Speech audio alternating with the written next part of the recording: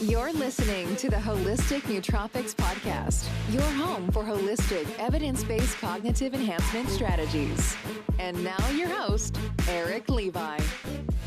What is going on, everybody? Welcome back to another episode of the Holistic Nootropics Podcast, where we discuss using nootropics, biohacking, and nutrition to help you boost your cognition. My name's Eric, and if it is your first time here watching or listening to the podcast, then first of all, don't forget to subscribe.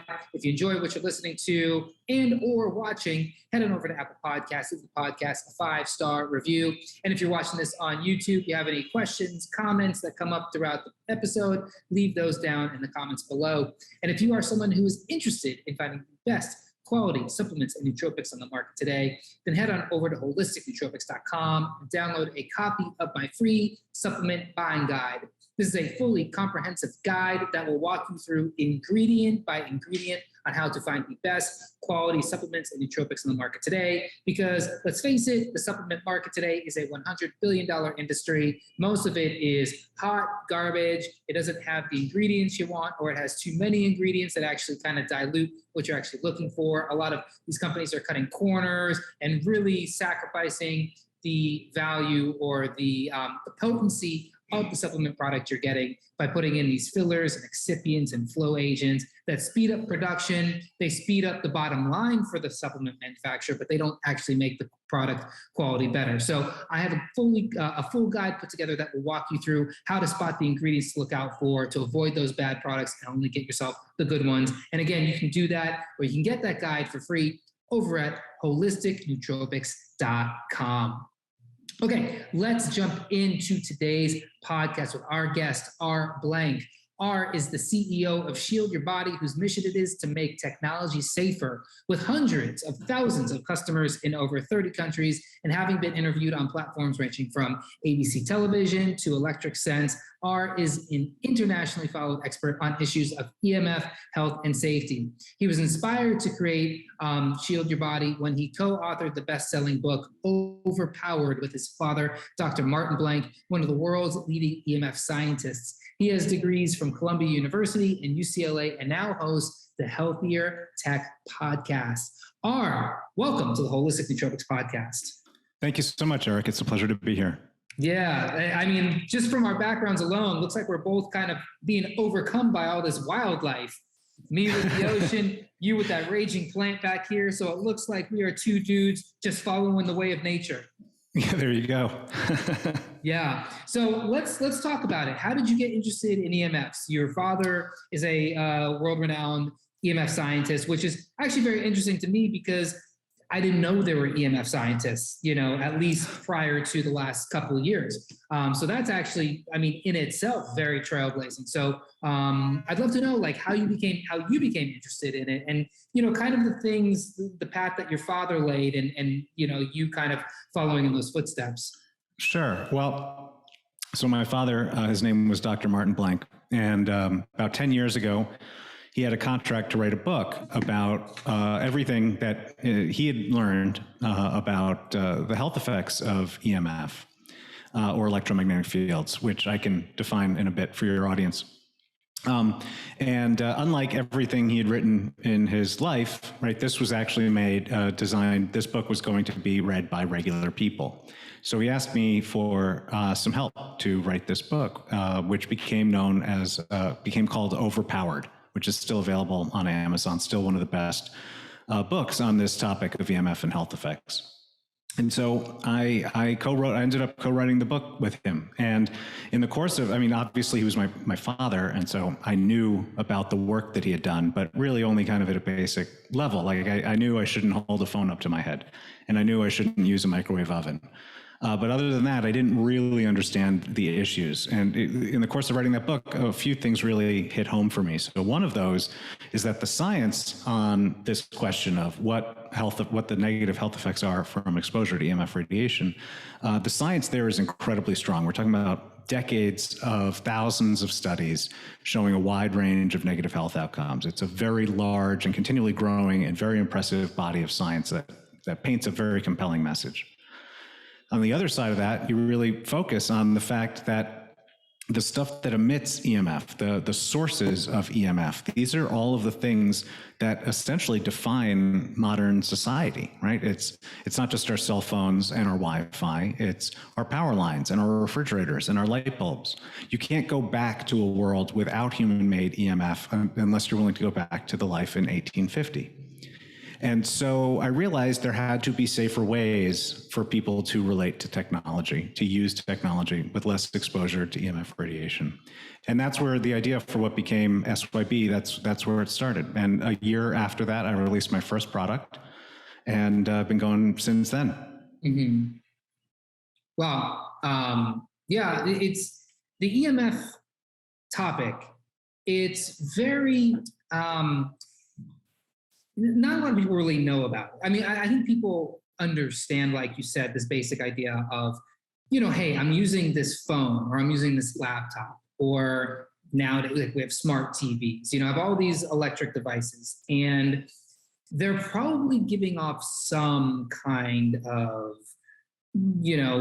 hidden force, but nobody really understands the magnitude of it. Like, for instance, if somebody gets cancer, and a lot of people do get cancer, nobody's tying that back to their electronic device, right? And even me, because I keep up with this stuff, I understand. I've read a book, it's called Radiation Nation, some years ago, that kind of turned me on this whole topic. And I understand that, hey, like, there's a lot of science that shows that these can, but even me, like, I wouldn't tie a cancer diagnosis per se to just an EMF, especially considering, in the health field, there's so many people with so many different things. Like, you have the high fat, low carb guy, you have the low fat, high carb guy, right? You've got, the GMOs, right? You've got all of these other things that are contributing to what could cause cancer. And then EMFs come along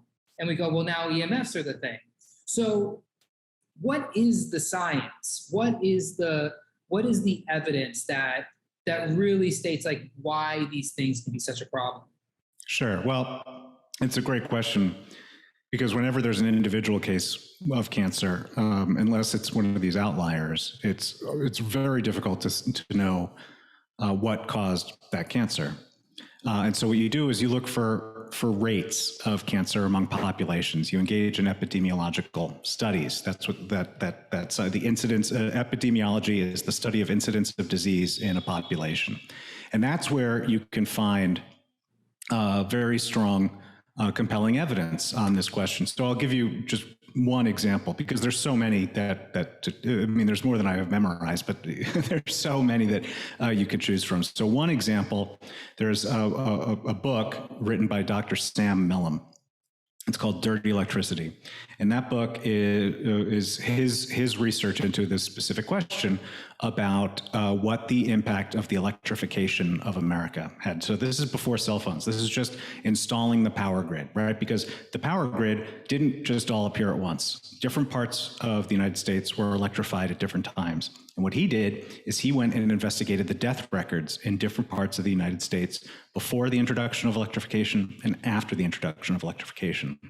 And what he found is there's this whole set of diseases, what he terms the diseases of civilization, that did not exist before the electrification and only were introduced with electrification, which means they were introduced at different times around the country. And so among those is childhood leukemia. Childhood leukemia, which is the incidence of leukemia in children between the ages of 3 and 4, did not exist until the introduction of the power grid. And once it was introduced, then it emerged. Same thing holds true for Lou Gehrig's disease and several other of these diseases of civilization. So that's one example. Another is a set of research by Leonard Hardell in Europe in 2007. And that was a very large-scale study where he showed that the more time you spend on a cell phone before the age of 20, the greater your chance of developing a brain tumor 10 years later. And he was able to correlate that to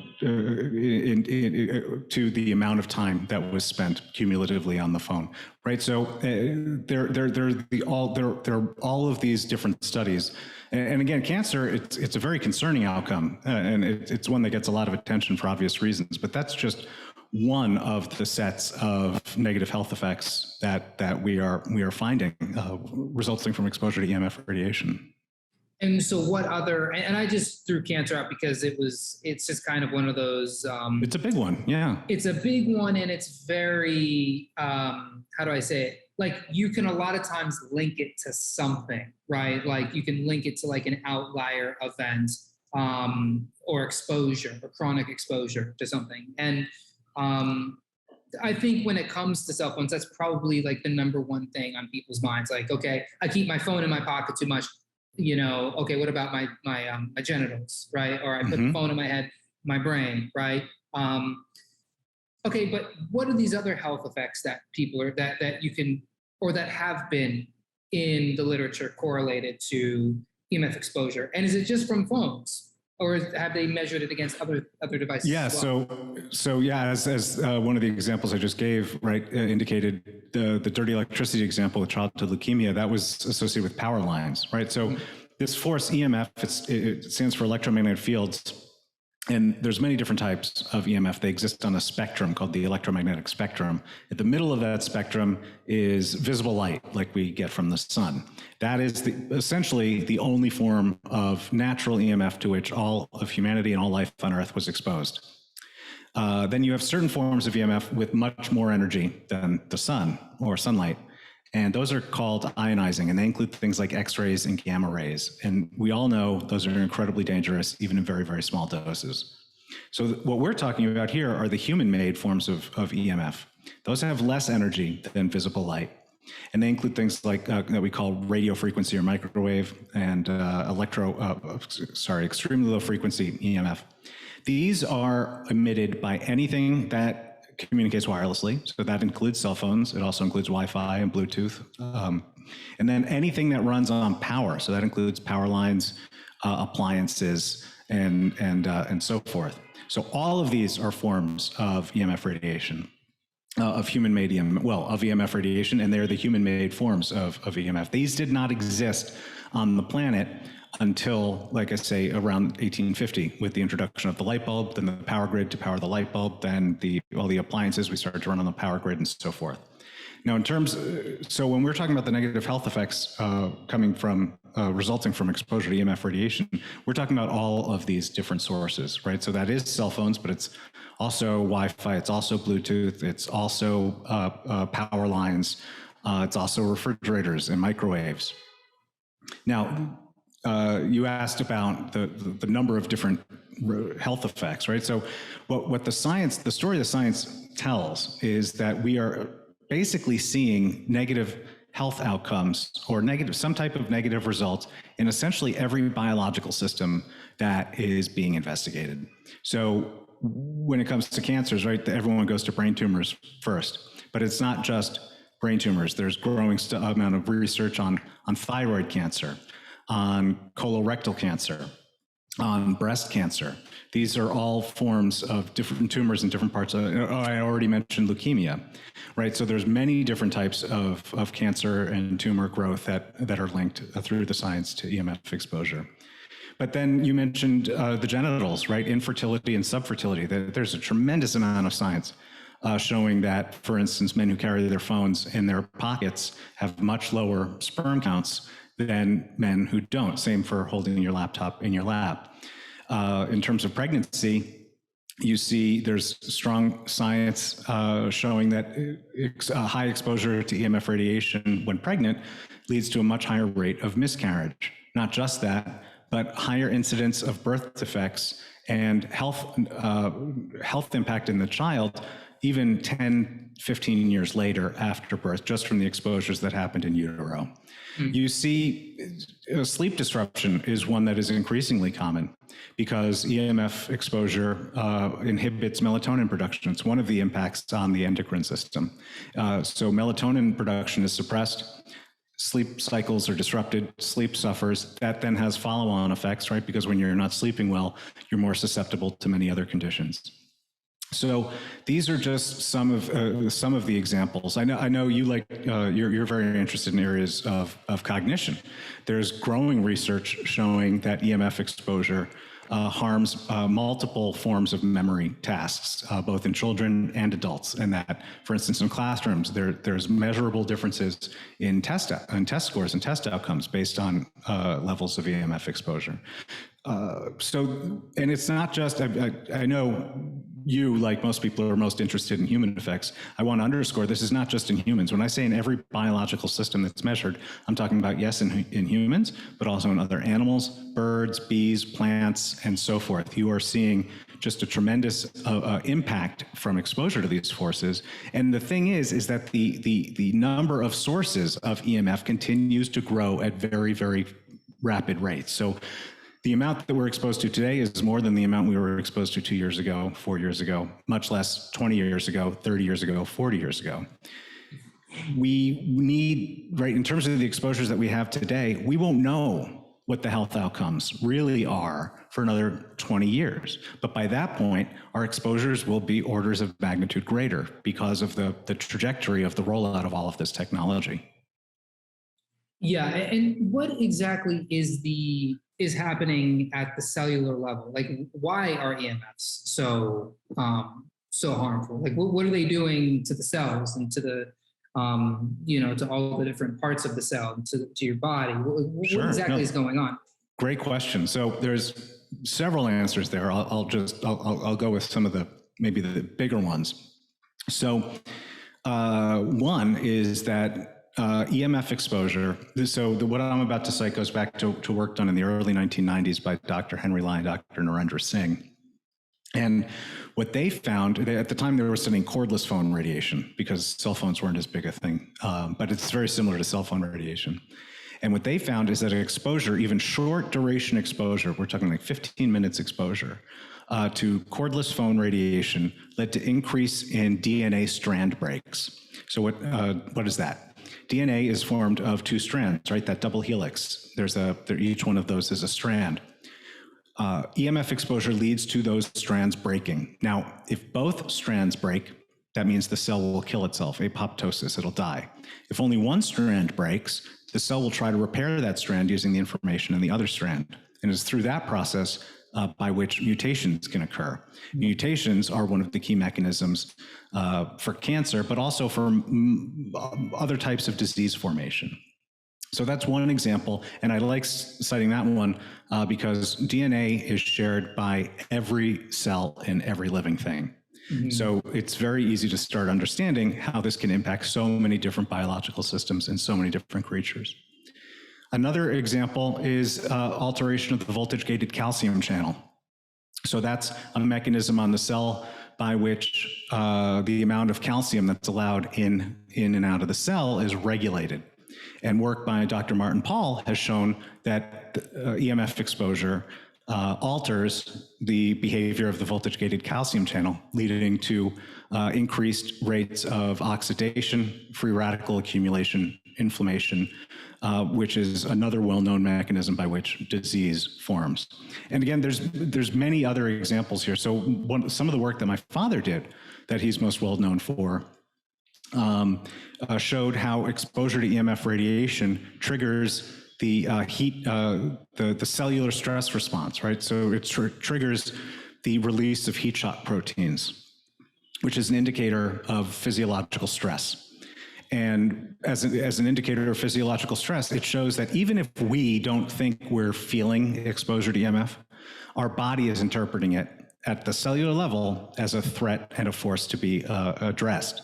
So, and again, there's so many. So there's other research that shows that EMF exposure leads to leakage of the blood-brain barrier. That then has many follow-on effects, but one of which is that it makes it easier for foreign viruses to enter the brain and cause damage, right? So there are a lot of these mechanisms at the cellular level by which this type of damage occurs. And the important thing to remember is that we are being exposed to these forces 24/7. Right now, you're exposed to more of it when you have a phone up to your head than when you don't. But in today's world, you are being exposed to this stressor 24/7. There's, by one conservative estimate, just walking around the city, and I'm talking about not holding a phone up to your head, you're just walking around a modern city, you are being exposed as background level to over 1 trillion times more EMF radiation than would occur in nature otherwise. So up until 1850, what our ancestors were exposed to. We're talking now about less than 200 years in which this process has gone from that point to over 1 trillion times higher as background level. And so it's almost impossible to escape it now. Yeah, I mean, when I lived in New York, it's just amazing just walking around that city, the amount of not even just EMFs, because I know, I mean, you're walking around people who are just on their phone, like everybody has a phone in their pocket, but I mean, also like all of the sheer amount of electricity, all of the wireless stuff happening. You get that in any city. Where I live in Puerto Rico right now. I mean, there are literally 5G towers just all around me, right? So obviously it's happening, but I think I feel okay. You know, like I think I felt okay. Like it's hard to tell. This is such a hard thing to gauge, right? And that's the case. That's the case for a lot of people, right? Or they don't recognize they feel it. There is a population of people that really feel it, and they are often referred to as EHS, or electro-hypersensitive. And numbers on exactly how big the population of EHS are kind of hard to come by. The estimates currently range anywhere really from 5% to 30% of the population. Now, these are people who effectively have what we can think of as allergies to exposure to EMF radiation levels that the rest of us don't react to. And so symptoms include cognitive dysfunction, tinnitus, that is a ringing of the ear, rashes, joint pain, high levels of anxiety. There's a set of symptoms that are shared across people who experience this. Now, again, these are people who you and I can walk into a room and be fine, and they'll walk into that same room and start having horrible reactions. Some worse than others, right? So for some, they have debilitating outcomes. And really, some of them effectively give up their lives just to move to the middle of nowhere where they can't work, they can't get a job, but just to be able to experience life without pain. And this is a population. It's a population that's growing, right? Because as the amount of EMF in our environment increases, the threshold at which more people are being triggered, right, is being met. Now, just because, right? So these people have these symptoms, these negative health outcomes, and we don't. That doesn't mean we're not experiencing harm, right? Because again, there's things happening in our body. Just because we don't have immediate term pain from an exposure doesn't mean that we aren't having damage done. And in fact, I believe that the population of EHS sufferers is actually much greater than what is being reported, because if you just think about some of the symptoms I rattled off, right? A ringing of the ear, rashes, joint pain, increased levels of anxiety, right? These are, and sleep disruption, I forgot to list that one, that major one.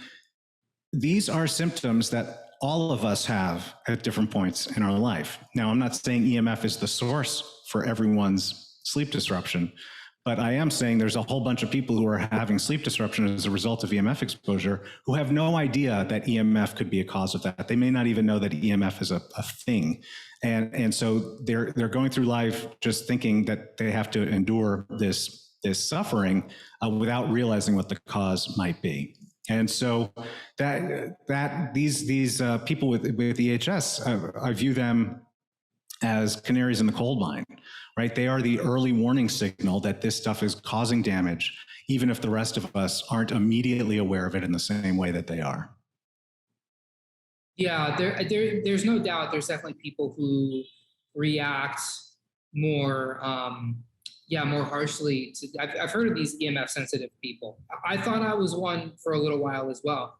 I just don't know. Like, I try to take the precautions of, hey, keep the cell phone out of the bedroom while sleeping. But at the same time, it doesn't matter because I live in an apartment building and they got it going on just above me there's all of my stuff plugged into the room, next to me. And not to mention there's 5G towers all around. So you're right. Like it's hard to be able to tell other than going out to, there's a spot in the jungle I like to go to where I don't think there's really there's a Wi-Fi router in the place I stay, but that's really it.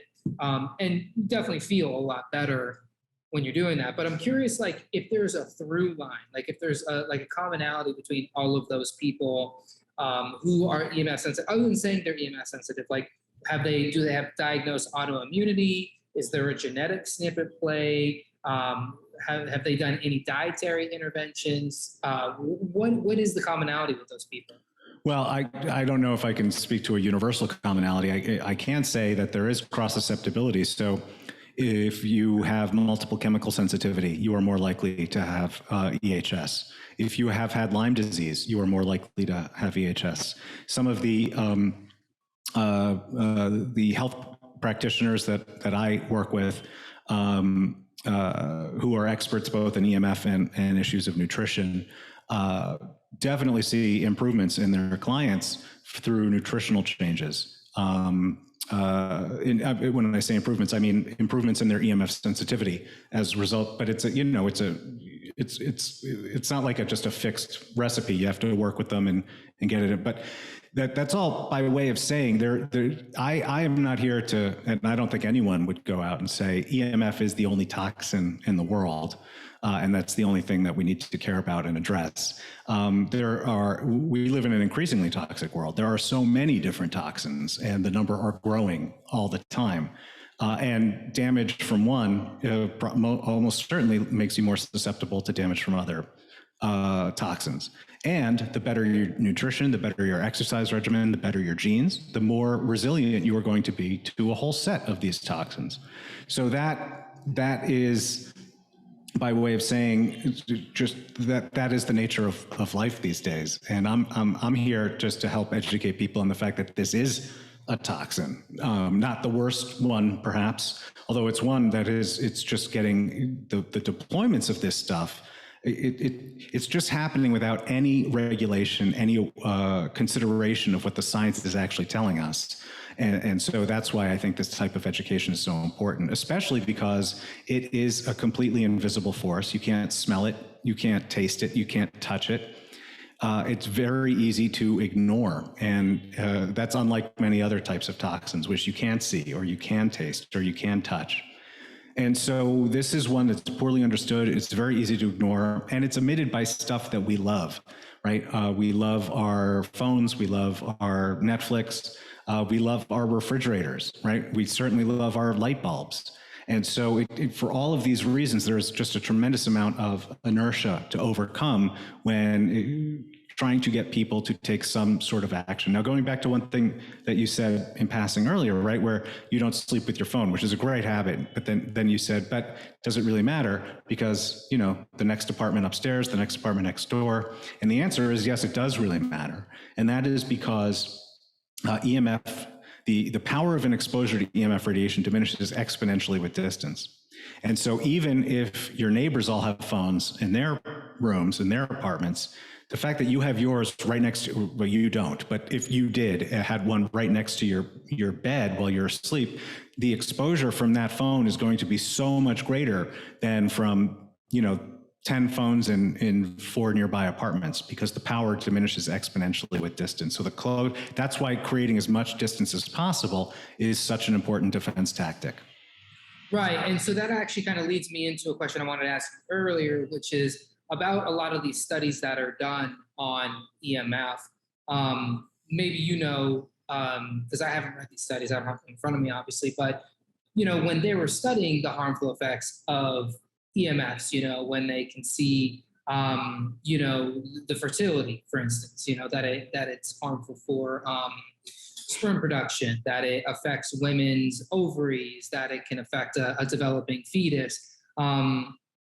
And then, of course, like the whole cancer issue and then everything beyond that, whether it affects the kidneys in a way, the liver, whatever it is.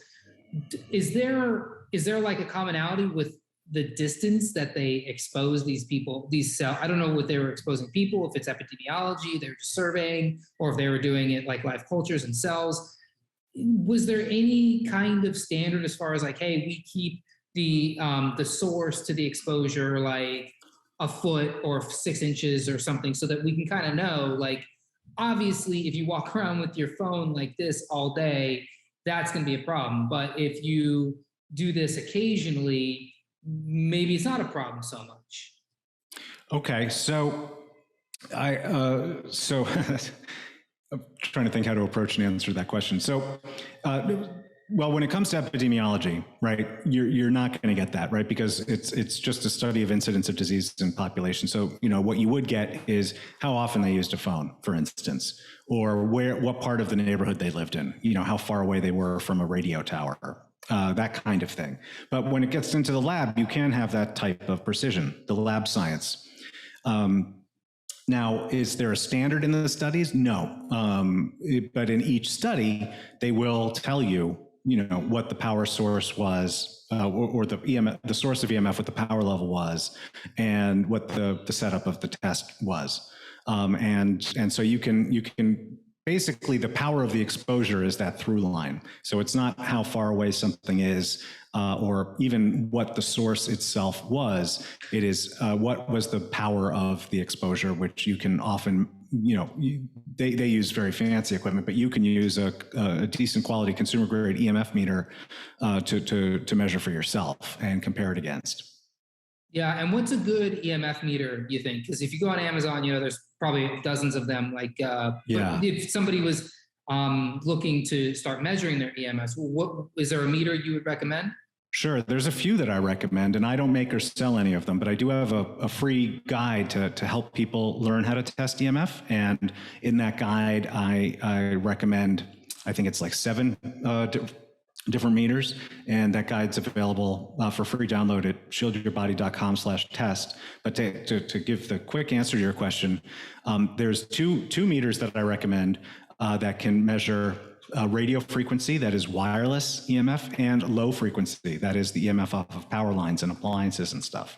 Mm-hmm. And that you can get them in a single meter. And one is called the Trifield TF2, and the other one that I recommend is the Cornet ED88T Plus. So both of those, they fluctuate in price, but they're around $160, and you can get a meter that measures all three of those forces, which is great. Yeah. Sorry, go ahead. No, so those are great for an affordable way to measure all the kind of common forms of household EMF. Mm-hmm. There's a third meter that I recommend, and that is the Safe and Sound Pro 2 from Safe Living Technology. That costs a bit more. That's like a $300 meter, and it just does wireless, right? So it'll just measure things like cell phone radiation, Wi-Fi radiation, and so forth. But it has fantastic accuracy for a consumer grade meter. So those are the 3 off the top of my head that I recommend. There's some others that I recommend in that ebook, depending on, maybe specific frequencies you want to measure or whatever that might be. But those 3 are what I recommend.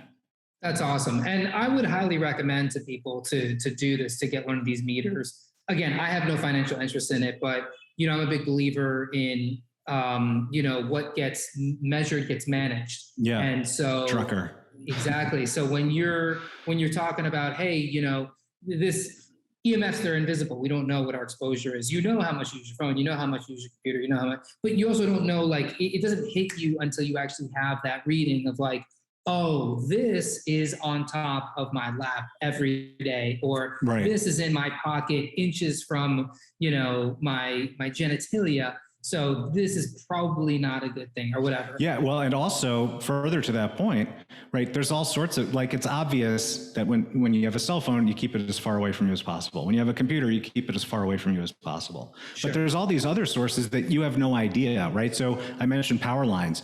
That includes the electrical wiring in your home. And, electricians don't don't know. They don't even think to optimize the design of the wiring system to minimize EMF exposure.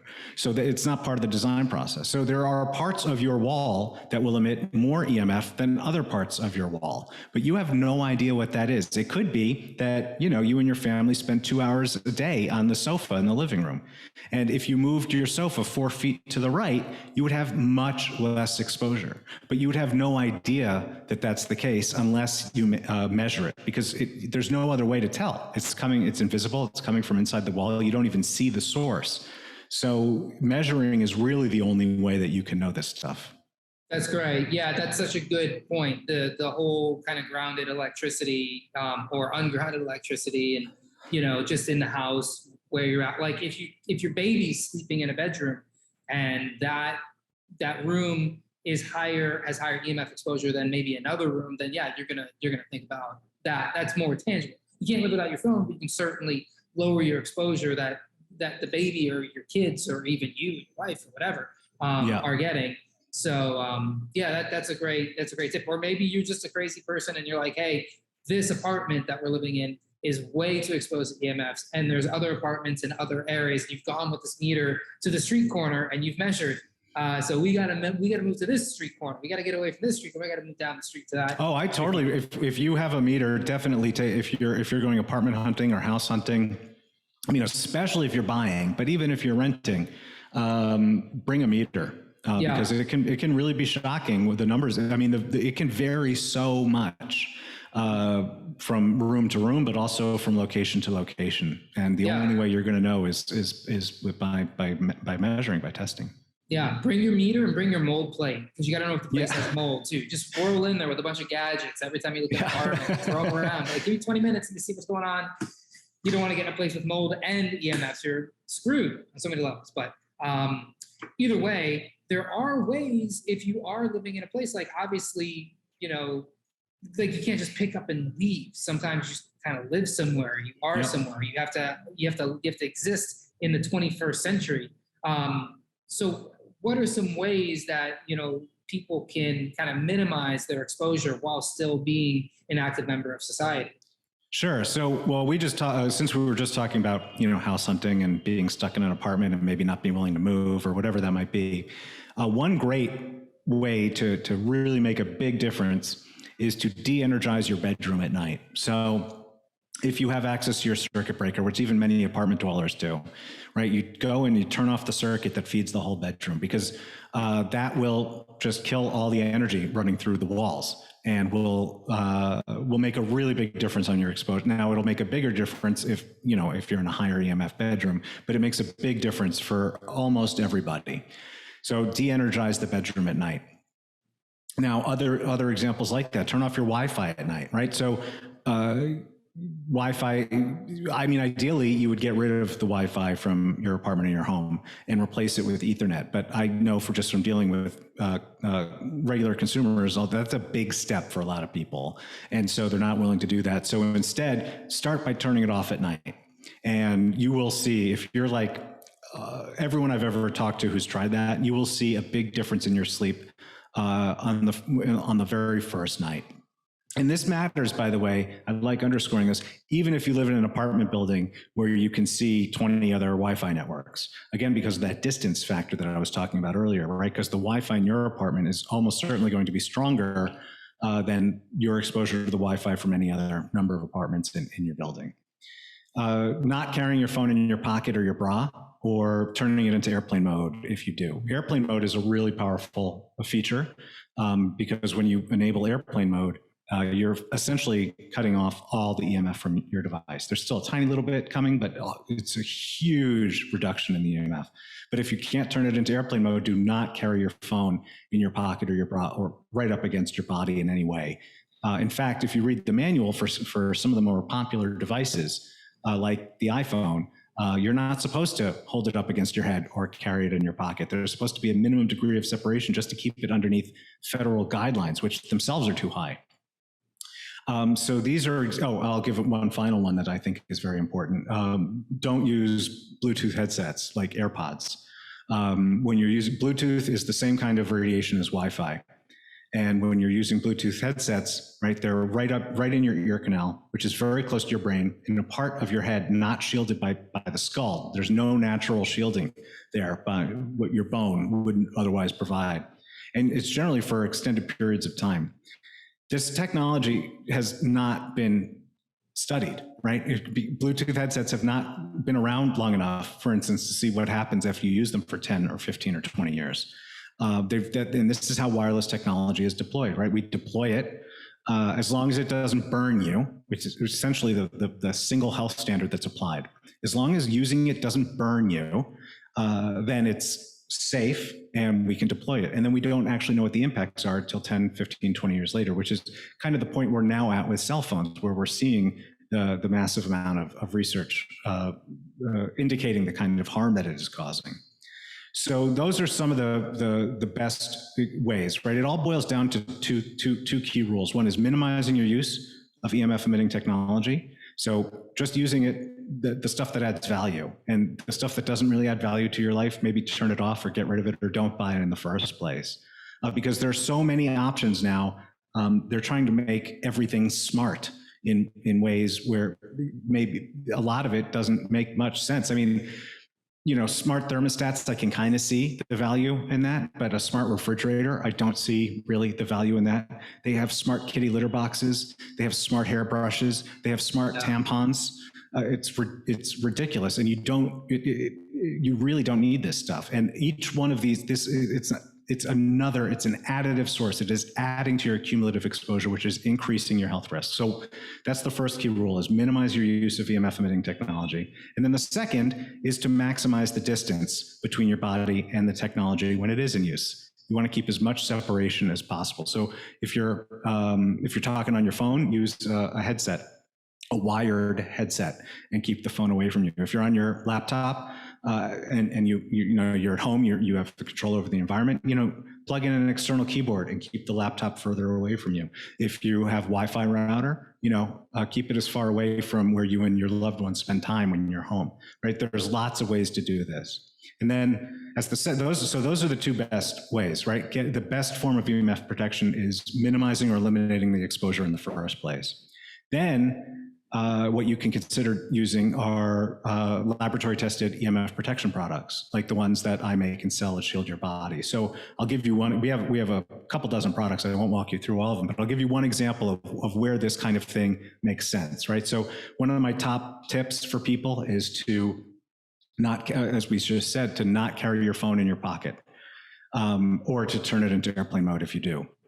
But there's some people who cannot do that or are not willing to do that, right? Because when it's in airplane mode, you're not going to be able to get calls. So, there's some people who need their phone on them for work, and they have nowhere else to carry it. It's not like they have a big, suitcase that they can put it in or whatever it might be. So that's why I make the phone pouch, the SYB phone pouch, right? The phone pouch makes it safer to carry the phone in your pocket or your bra. The rear of the pouch is lined with EMF shielding material, which deflects radiation in the other direction. The front is unlined so that your phone can still send and receive signals. And that's a really good example. It's a very popular product, but it's a really good example of where EMF protection can really help people. There is no single, you can't just go out, you can't go out and buy something that makes EMF safe, and you can't go out and buy something that eliminates your exposure. But you can buy certain types of products, like I said, like mine, that can really help you eliminate or reduce very specific exposures. And so that is that. So those you have the two key rules of minimizing use and maximizing distance, and then as a second line of defense, using good laboratory tested EMF protection products. Yeah, I like that approach, and I'm looking at the phone pouch now on your website. It's interesting, definitely an interesting, I guess, not device, but protective accessory. Yeah. Accessory. I personally use I have a phone shield that I got from Amazon a while ago. I think it works. I was able to procreate successfully, and I used my phone in my pocket quite well. But it's one of those things where it's like, it's hard to tell, it's hard to tell, like, if it's working or not. You can only just go off of these specific like life events or biomarkers, you know? Well, with products like mine, you can actually. So if you get a decent meter, like the Tri-Field TF2 or the Coronet that I mentioned, or even the Safe and Sound, if you use a decent EMF meter, you can actually measure the efficacy of my products, and that's actually the whole reason I wrote that guide that I was mentioning earlier that people can download, is so that teaches people how to test. It was to help customers verify my own product claims for themselves at home. Or wherever they're using their product. And so with the type of, because there are EMF protection devices on the market that make claims that are not verifiable, that are not quantifiable. Mine are not in that class. Mine are in the class of EMF shielding. And when you're shielding EMF, you're blocking it. You can actually measure the difference in EMF levels as before and after. What are the materials that are blocking the EMF? Sure, great question. So EMF shielding was invented almost 200 years ago by a guy named Michael Faraday, a British scientist who created what became known as the Faraday cage. And what he showed is that if you weave conductive metals into certain patterns, you can block and deflect certain frequencies of EMF radiation. So the conductive metals are the element that actually provides the shielding. So in the case of my apparel products, like my boxer shorts or my baseball cap, because it's apparel, it's in extended contact with human skin, the shielding element metal we use is silver, right? Because in addition to providing excellent shielding, it's also hypoallergenic and non-toxic.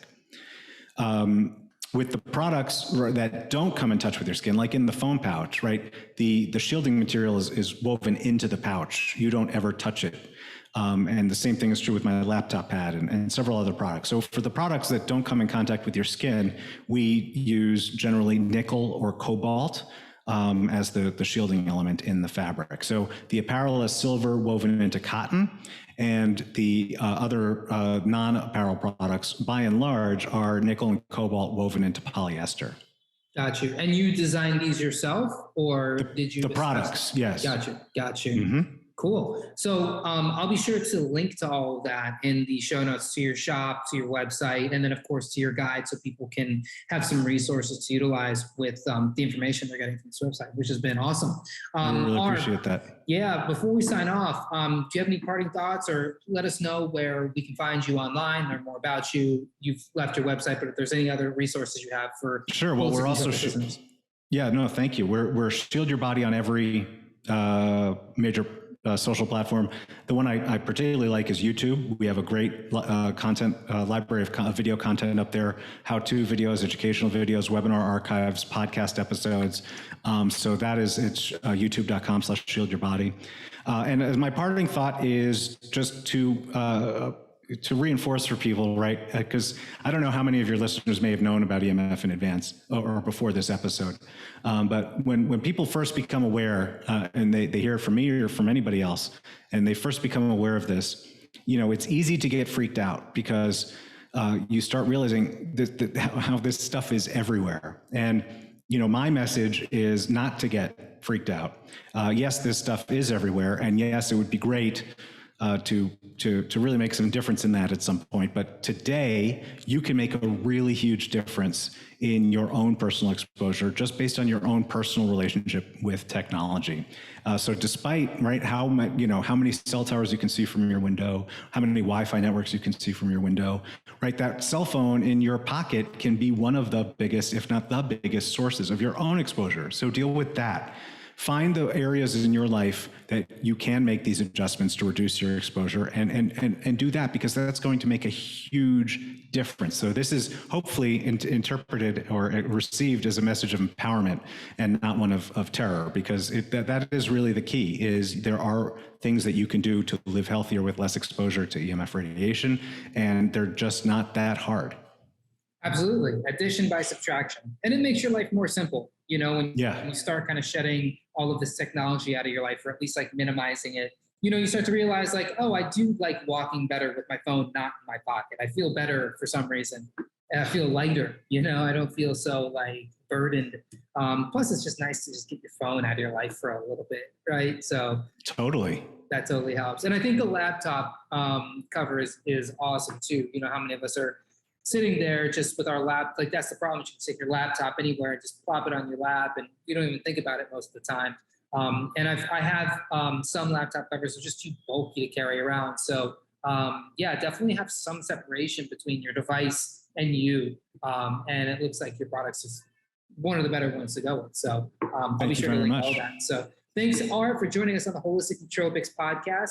Listener, viewer, if you enjoyed listen to, head on over to Apple Podcasts, leave the podcast 5-star review. Subscribe if you haven't done that already. And if you are curious as to what more Holistic Nootropics has to offer, you can take some time, scroll through the whole Holistic Nootropics library here on YouTube, or head on over to holisticnootropics.com. Until next time, everybody, peace. Thanks for listening. For more brain-boosting info, in-depth articles, and show notes, check out holisticnootropics.com.